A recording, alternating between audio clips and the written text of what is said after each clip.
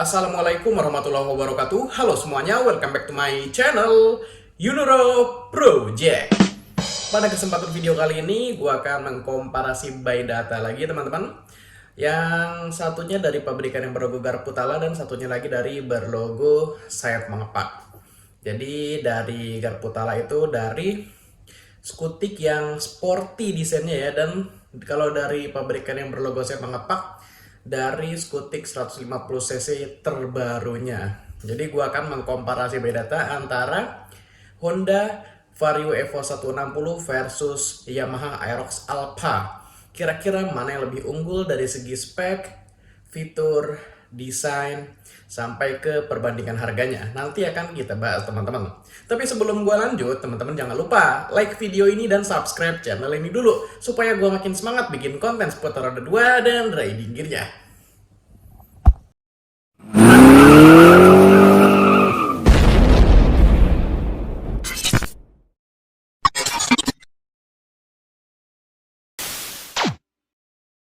Oke teman-teman, langsung aja kita mulai komparasi buy data antara Vario Evo 160 versus Aerox Alpha ya teman-teman ya. Pertama-tama kita ke sektor fitur dulu. Untuk fitur dari Honda Vario Evo 160 untuk sistem pencahayaannya sudah full LED. Dari lampu depan, belakang, lampu sen, dan DRL-nya. Untuk speedometernya sudah digital. Terus untuk USB-C charger juga ada teman-teman. Untuk pengunciannya pakai keyless dan terintegrasi juga dengan answer back system. Lalu ada fitur idling stop system, set stand switch, dan di fitur pengereman ada anti-lock braking system dan combi brake system. Di tergantung tipenya gitu ya teman-teman ya. Lalu untuk bagasinya berkapasitas 18 liter dan ukuran tangki bahan bakarnya berkapasitas 5,5 liter. Kalau klaim dari pabrikan untuk konsumsi BBM-nya mencapai 46,9 km per liter.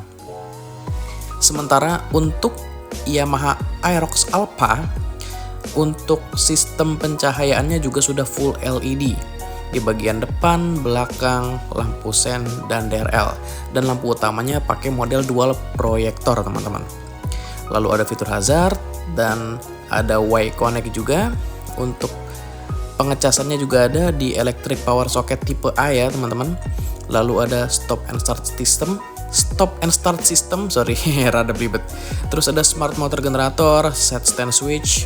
Lalu speedometernya sudah TFT display untuk yang versi turbo atau turbo ultimate ya yang gue maksud ya. Pokoknya yang turbo ke atas teman-teman.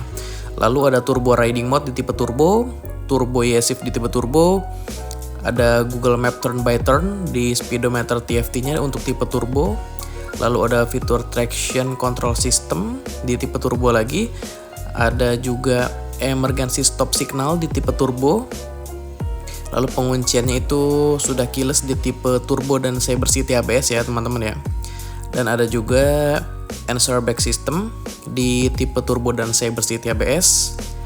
Lalu untuk di fitur pengereman ada single ABS di tipe turbo dan Cyber City ABS. Ada juga performance damper di turbo ultimate ya. Dan ukuran bagasinya berkapasitas 24,5 liter dan tangki bahan bakarnya berkapasitas 5,5 liter. Kalau klaim dari pabrikan konsumsi BBM-nya mencapai 41 km per liter. Kalau dari segi fitur bisa kita lihat lebih banyak sih Aerox Alpha ya teman-teman ya.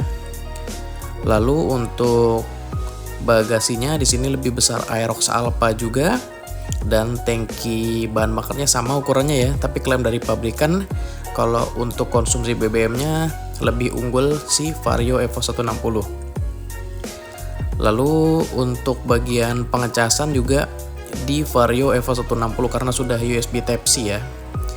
Tapi kalau secara keseluruhan lebih unggul sih Aerox Alpha fiturnya karena lebih banyak banget teman-teman. Oke, lanjut kita ke sektor mesin. Untuk Honda Vario Evo 160 berkubifikasi 156,9 cc, 4 stroke 4 valve SOHC berpendingin cairan. Ukuran bor struknya 60 x 55,5 mm dengan rasio kompresi 12:1. didukung dengan teknologi ESP+. Dengan spek mesin tersebut, power yang bisa dihasilkan sebesar 15,1 HP pada putaran mesin 8.500 rpm dan torsi puncak di angka 14 Nm pada putaran mesin 7.000 rpm. Sementara untuk Yamaha Aerox Alpha berkubikasi 155,9 cc, 4 valve SOHC berpendingin cairan, ukuran bore stroke-nya 58 x 58,7 mm dengan rasio kompresi 11,6 banding 1. Lalu untuk spek mesinnya didukung juga dengan teknologi variable valve actuation, blue core diasil forget piston, dan ada YEC VT. Jadi CVT automatic itu untuk tipe turbo ya teman-teman ya. Dengan spek mesin tersebut, power yang bisa dihasilkan sebesar 15,1 HP pada putaran mesin 8.000 rpm dan torsi puncak di angka 14,2 Nm pada putaran mesin 6.500 rpm. Jadi bisa kita lihat dari segi power sama ya teman-teman ya. Dan dari segi torsi cuma beda 0,2 saja ya. Lalu untuk si Aerox Alpha ini sudah ada YEC VT untuk tipe turbo ya. Jadi bisa melakukan seperti engine brake gitu ya teman-teman ya pada saat turunan.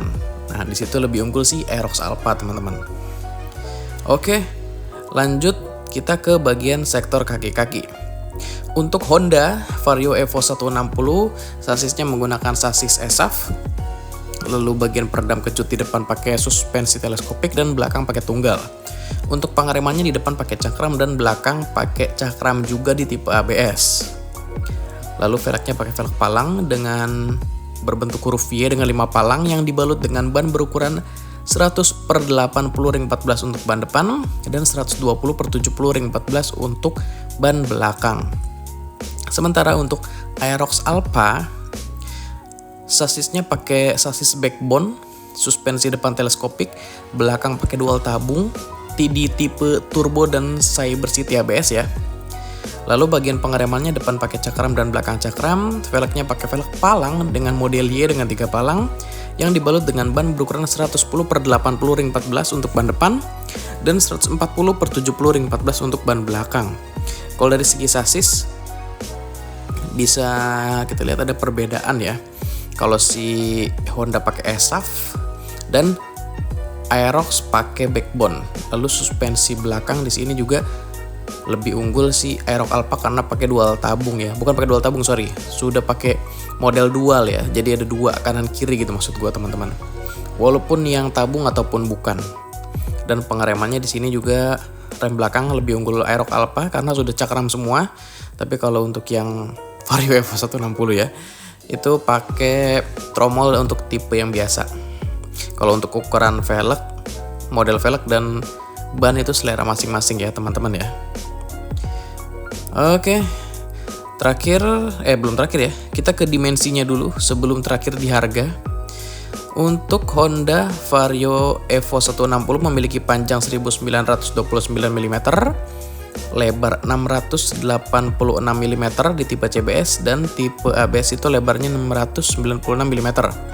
Tingginya 1091 mm, wheelbase 1277 mm, ground clearance 138 mm, tinggi jok 778 mm, bobotnya di tipe CBS itu 116 kg dan ABS 118 kg. Sementara untuk Yamaha Aerox Alpha memiliki panjang 1980 mm, lebar 710 mm, tinggi 1170 mm, wheelbase 1350 mm, ground clearance 145 mm, tinggi jok 790 mm, dan bobotnya di sini kan ada 3 tipe ya. Ada banyak tipe, tapi kalau yang turbo untuk semua turbonya itu bobotnya 130 kg dan Cyber City itu 127 kg dan yang standar 124 kg. Jadi kalau dari segi dimensi itu selera masing-masing lebih suka yang lebar atau yang ramping atau yang lebih tinggi atau yang lebih rendah ya teman-teman ya. Tapi yang jelas kalau dari segi bobot lebih unggul si Vario Evo 160 karena lebih ringan. Karena sasisnya itu pakai ESAF teman-teman. Tapi balik lagi ke selera masing-masing.